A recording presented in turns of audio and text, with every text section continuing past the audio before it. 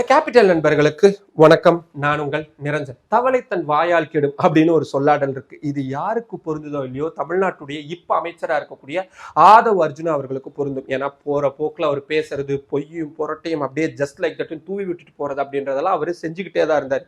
ஆனா அமைச்சரா வந்ததுக்கு அப்புறமா அதுக்கான பொறுப்பு அப்படின்றது இருக்கு. ஏன்னா அவர் சொல்லக்கூடிய ஒவ்வொரு ஸ்டேட்மெண்ட்டுமே ஆத்தென்டிகேட்டடா இருக்கணும். ஆனா அதை பத்தின எந்த கவலையும் இல்லாம ஜஸ்ட் லைக் தட் போற போக்குல ஒரு அரசியல் மேடை பேச்சுல பேசுற மாதிரி தான் அவரு நடந்துகிட்டு இருக்கிறாரு. இப்போ இதுதான் ஆதவ் அர்ஜுனாவுக்கு மட்டும் இல்லாம தமிழக வெற்றி கழகத்துடைய தலைவராகவும் தமிழ்நாடு முதல்வராக இருக்கக்கூடிய விஜய் மற்றும் அவருக்கு கீழே இருக்கக்கூடிய அத்தனை அமைச்சர்களுக்குமே ஒரு பெரிய சிக்கல் அப்படின்றது ஏற்படுத்தியிருக்கு. இவங்க அத்தனை பேருக்கும் எகெயின்ஸ்டா திமுக உச்சநீதிமன்றத்துல மிக முக்கியமான ஒரு வழக்கு அப்படின்றத போட்டிருக்காங்க. நம்மளுடைய கேபிட்டல் சேனல் நேயர்களுக்காக அந்த பெட்டிஷன் காப்பி அப்படின்றத நான் எக்ஸ்க்ளூசிவா வாங்கியிருக்கிறேன். வெறும் 11 பக்கங்கள் இருக்கக்கூடிய ஒரு பெட்டிஷன் தான், சின்ன பெட்டிஷன் தான்.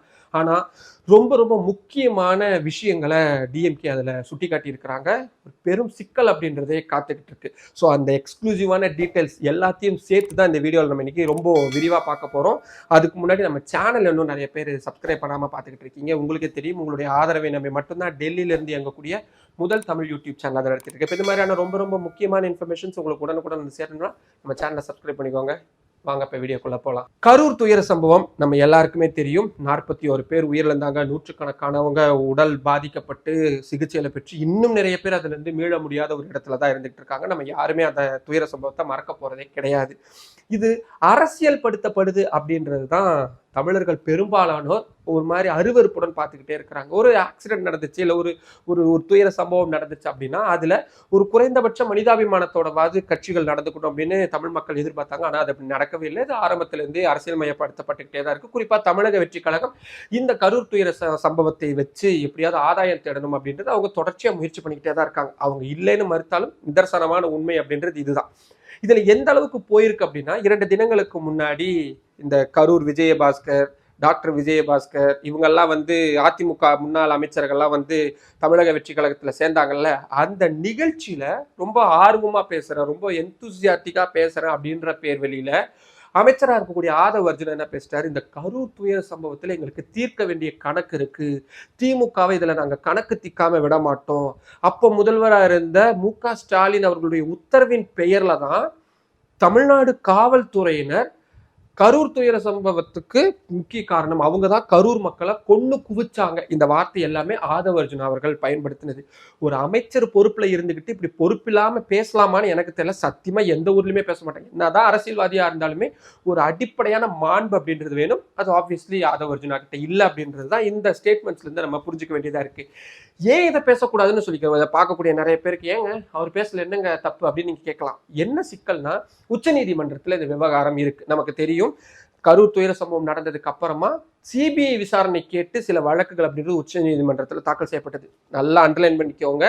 இந்த சிபிஐ விசாரணை கேட்டது தமிழக வெற்றி கழகம் கிடையாது, வேற சிலர் தான் கேட்டிருந்தாங்க. தமிழக வெற்றி கழகம் கேட்டது உச்ச நீதிமன்றத்துடைய மேற்பார்வையின் கீழே ஒரு விசாரணை அப்படின்றதா கேட்டிருந்தாங்க. மைண்ட் பண்ணிக்கோங்க, இதுல நிறைய பேர் கன்ஃபியூஷன் இருக்கு. இந்த வழக்குகளை விசாரிச்ச உச்ச நீதிமன்றம் சிபிஐ விசாரணைக்கு இந்த வழக்கை மாத்திருந்தாங்க. நடந்துகிட்டு இருக்கு. போன வருஷம் டிசம்பர் மாசம் ஆதவ் அர்ஜுனா, சிடிஆர் நிர்மல்குமார், புஷி ஆனந்த், அந்த கரூர் மாவட்ட செயலாளர் மணிவண்ணன், இந்த மாதிரி நிறைய பேர் நேர்ல ஆஜராகி அவங்களுடைய வாக்குமூலங்கள்லாம் கொடுத்திருந்தாங்க.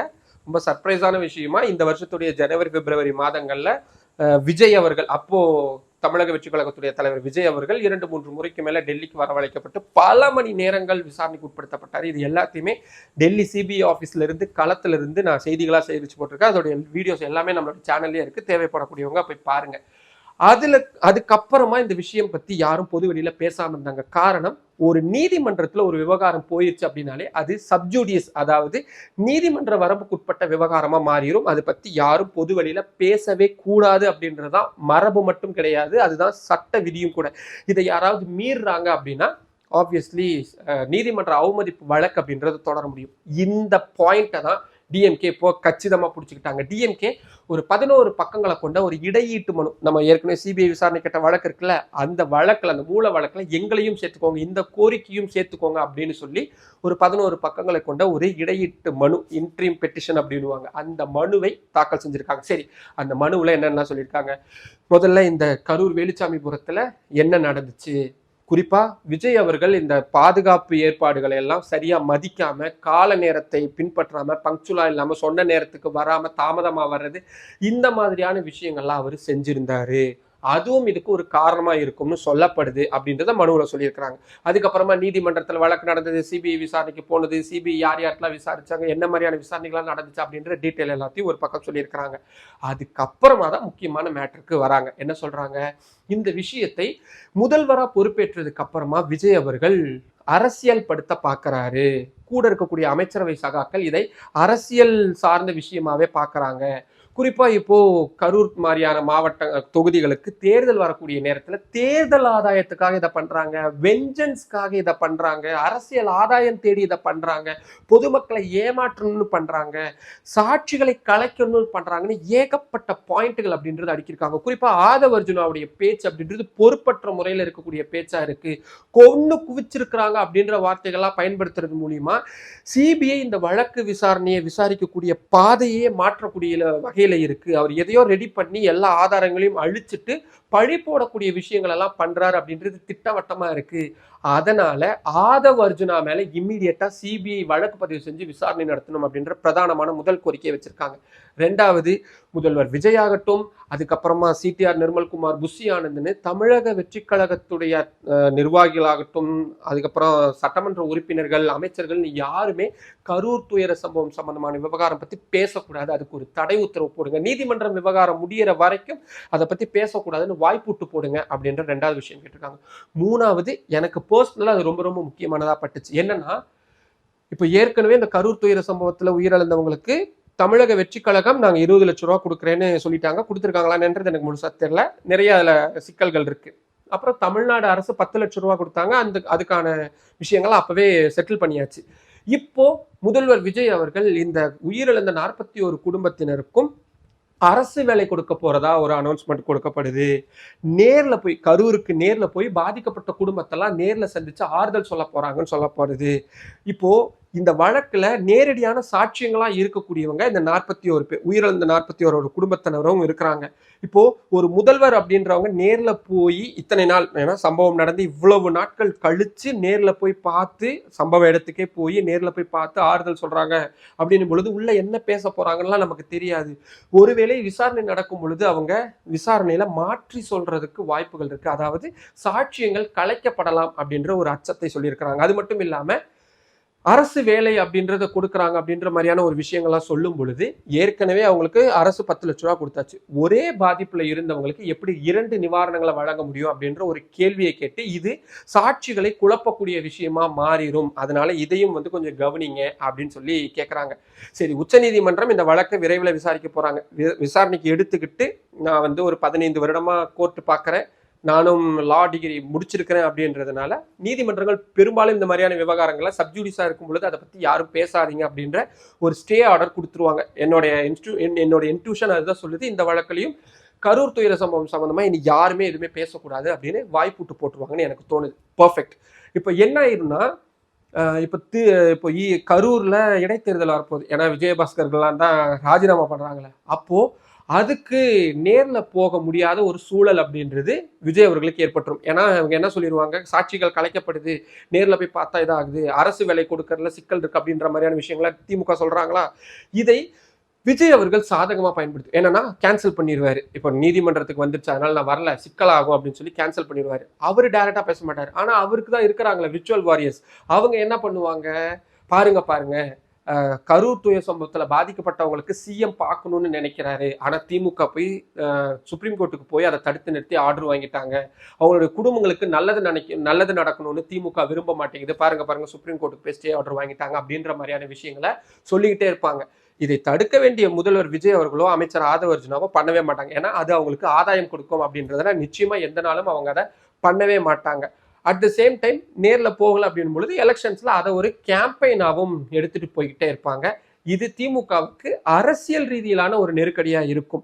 At the same time Aadhav Arjuna மேல விசாரணை வேணும்லாம் கேட்கறாங்கல்ல, ஒருவேளை எதுக்கு அமைச்சர் இப்படி பேசுறாரு அப்படின்னு கண்டன குரல்களை தெரிவிக்கிறாங்கன்னு வச்சுக்கோங்களேன், அது ஒரு அரசு அமைந்த ஒரு 2 மாதத்துல உச்சநீதிமன்றத்தால இப்படியான ஒரு நெருக்கடி வருது அப்படின்னா அது ஒரு சிக்கலா ஏற்படுத்திடும். கரூர் துயர சம்பவத்தை அரசியல்படுத்தப்படக்கூடாது அப்படின்னு பார்க்கக்கூடிய பொதுமக்கள் நிறைய பேரு அமைச்சருடைய இந்த பேச்சையும் முதல்வர் விஜய் அவர்களுடைய செயல்பாடுகளையும் கொஞ்சம் அவர்ஷனா தான் பார்க்க தொடங்குவாங்க. ஸோ இது வந்து 2 பேருக்குமே வின் சுச்சுவேஷன், லாஸ் சுச்சுவேஷன் அப்படியா தான் போகும். ஆனா இதை வந்து இப்படி நான் பேசுறது எனக்கு ரொம்ப அருவருப்பா இருக்கு. ஏன்னா ஒரு 41 பேர் உயிரிழந்த விவகாரத்துல நீதி கிடைக்கணும், நியாயம் கிடைக்கணும். ஏன் முதல்வர் விஜய் அவர்கள் முதல்வரா பொறுப்பேற்று 2 மாதங்கள் ஆயிருச்சு. அவர் நினைச்சிருந்தாருன்னா பதவியேற்ற அன்னைக்கே இந்த சம்பவம் தான் என்ன உழுக்குது, என்னால கடந்த காலங்களில் நேர்ல போக முடியாம இருந்துச்சு, இப்ப நான் சீஃப் மினிஸ்டர் ஆயிட்டேன், முதல் வேலையே நான் கரூர் போறேன், அந்த 41 குடும்பத்தை பார்க்க போறேன்னு தாராளமா போயிருக்கலாம். போய் அரசியல் கட்சிகளை பாக்குறாரு, ஒரு பெரிய பிரபலங்களுடைய திருமணங்கள்ல கல்யாணம் பண்ணிக்கிறாரு, அவர் பர்த்டே வசூல், அதெல்லாம் அவரோட தனிப்பட்ட விவகாரம். ஆனா அரசியலாக்கணும்னு நினைச்சு பண்ணக்கூடியவங்க தான் இப்படி பண்ணுவாங்க அப்படின்றது எனக்கு தோணுது. அதுவும் இல்லாம அரசு வேலையா, ஏன் ஜெயிச்சு வந்த முதல் கையெழுத்தாவே இந்த 41 பேருக்கான குடும்பத்துக்கான அரசு வேலை அப்படின்றது கொடுத்திருக்கலாம்.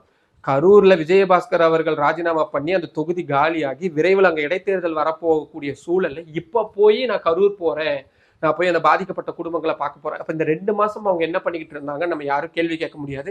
அப்படி நம்ம கேள்வி கேட்கறோம்னா இப்பதான் நிறைய பேர் அரெஸ்ட் பண்ணிருக்காங்களா, அதே மாதிரி நம்மளையும் அரெஸ்ட் பண்றதுக்கான வாய்ப்பு இருக்கு. நம்மளை பொறுத்த வரைக்கும் ஒரு துயர சம்பவம் நடந்திருக்கு, அதுல நியாயம் வேணும், நீதி வேணும். இந்த சாக்கடையான அரசியலை தயவு செய்து எதுலையும் கலக்காதீங்க. சிபிஐ விசாரணை நடத்திட்டு இருக்காங்க, உச்சநீதிமன்றம் பார்த்துக்கிட்டு இருக்காங்க, அவங்க பார்த்து முடிவெடுக்கட்டும். சம்பந்தப்பட்ட குற்றவாளி யாரா இருந்தாலும் சரி, ஒருவேளை இது தெரிஞ்சேதான் பண்ணி, திமுக காரங்களாகட்டும், தாவேகா காரங்களாகட்டும், ஆட்சி யாரு பண்ணியிருந்தாலும் சரி, நீதிமன்றம் பார்த்தா உங்களுக்கு என்ன மாதிரியான உச்சபட்ச தண்டனை வேணாலும் கொடுக்கட்டும், நமக்கு எந்த மாற்று கருத்தும் இல்லை. ஆனா இந்த 41 பிணங்கள் மீது நடக்கக்கூடிய இந்த பிண அரசியல் அப்படின்றது எனக்கு ஒரு மாதிரி அருவருப்பா இருக்கு. உங்களுக்கு என்ன தோணுது? ஒட்டுமொத்தமா நான் இவ்வளவு டீட்டெயிலான விஷயம், நீங்க எனக்கு தெரிஞ்சு எந்த ஊடகங்களையும் இவ்வளவு டீட்டெயிலான விஷயம் தெரிஞ்சுக்க முடியாது. ஆனா என்னுடைய நேயர்களுக்கு இது போய் சேரணும் அப்படின்றதுக்காக இவ்வளவு டீட்டெயிலான விஷயங்களை அனலைஸ் பண்ணி நான் சொல்லியிருக்கிறேன். ஒட்டுமொத்தமா நீங்க எப்படி பாக்குறீங்க? உச்சநீதிமன்றம் இந்த வழக்கை எப்படி அணுகும்னு தோணுது? ஒருவேளை உச்சநீதிமன்றம் சொல்றதுக்கு முன்னாடியே தமிழக வெற்றி கழகத்தினரே கொஞ்சம் அவங்க சுதாரிச்சுக்கிட்டு இப்படி பேச வேணாம் அப்படின்னு தடுத்து நிறுத்திக்குவாங்கன்னு தோணுதா? இல்ல திமுக இந்த விஷயத்துல மூக்கடைய போறாங்க அப்படின்னு உங்களுக்கு தோணுதா? உங்களுக்கு எது தோணுனாலும் கீழே அதை தைரியமா கமெண்ட் பாக்ஸ்ல சொல்லுங்க. மற்றும் ஒரு வீடியோவில் சந்திக்கலாம். நன்றி. நம்மளோட கேபிட்டல் சேனலை இன்னும் நிறைய பேர் சப்ஸ்கிரைப் பண்ணாமல் பார்த்துக்கிட்டு இருக்கீங்க. உங்களுக்கே தெரியும், உங்களுடைய ஆதரவை நம்பி மட்டும்தான் டெல்லியிலேருந்து இயங்கக்கூடிய முதல் தமிழ் யூடியூப் சேனல் தான் நடத்திட்டு இருக்கேன். இப்போ இந்த மாதிரியான ரொம்ப ரொம்ப முக்கியமான இன்ஃபர்மேஷன்ஸ் உங்களுக்கு உடனுக்குடன் வந்து சேரணும் அப்படின்னா நம்ம சேனலை சப்ஸ்கிரைப் பண்ணிக்கோங்க. நம்ம வீடியோஸை நிறைய பேர் கொண்டு போய் சேருங்க, லைக் பண்ணுங்கள், கமெண்ட் பண்ணுங்கள். உங்களுடைய ஆதரவை அதிக அளவில் தாருங்கள். நன்றி.